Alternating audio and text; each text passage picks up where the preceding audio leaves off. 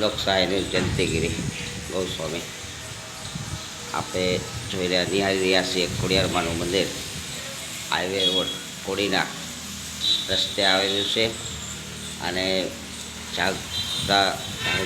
માતાજી જાગૃત થઈ ગયેલી મૂર્તિ અહીંયા જે તેમની વાય આવેલ છે.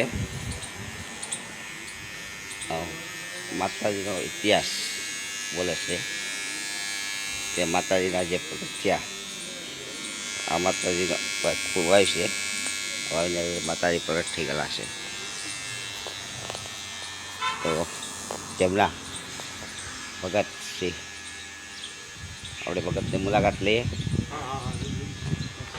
શું ભગત તમારું નામ? ગુણવંતભાઈ. આપણે આ માતાજી જે છે મૂર્તિ એ જાગૃત થઈ ગયેલી કેટલા વર્ષોથી જૂની મૂર્તિ? આ કુવામાંથી પ્રગટ થયેલી છે માતાજી. હા, પગથિયાળી બાબતથી 1941માં વાળાનો રોગ આવ્યો. હા, કોડીના ગાયકવાડ સ્ટેટમાં હતું. બરાબર. પગથિયા બંધ કરાવી દીધા માતાજી. હા, એટલે બહુ પુરાણી જગ્યા છે. હા, અમને ખ્યાલ નથી કેટલા વર્ષો થયા અંદાજાની. હા. તો 50 વર્ષ પહેલાં પ્રાણ પ્રતિષ્ઠા કરી મૂર્તિની સ્થાપના કરી. તેમને આમાં મૂર્તિને પ્રાણ પ્રતિષ્ઠા 50 વર્ષથી આવ્યા. 50-55. બરાબર. અને આજે આ માતાજીના કોઈ પરસા તો આમાં જે તમારી શ્રદ્ધા હોય ને ક્યાંથી આવે, બોમ્બેથી આવે, સુરતથી આવે, શ્રદ્ધા ઉપર છે. શ્રદ્ધાનો વિષય છે. આ લોકોને ખબર પડે કે ભાઈ આપણે કોડીનાર હાઈવે ઉપર આ માતાજીનું મંદિર આવેલું છે.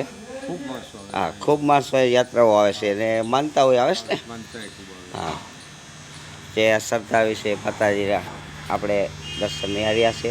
જે જાગૃત મૂર્તિ છે અને હજારો લોકો જાત્રા અહીંયા આવે છે. અને હા, શ્રાવણ મહિનામાં અહીંયા ફૂલ મેળા જેવું રહીશ ને. બરાબર.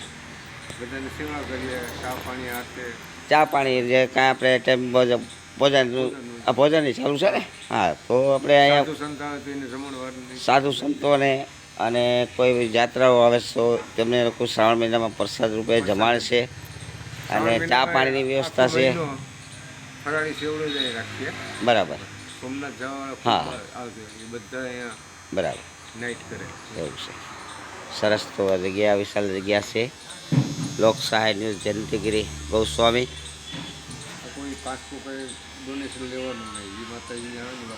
બરાબર. સરસ. આવશો, ધાર્મિક દર્શન કરો.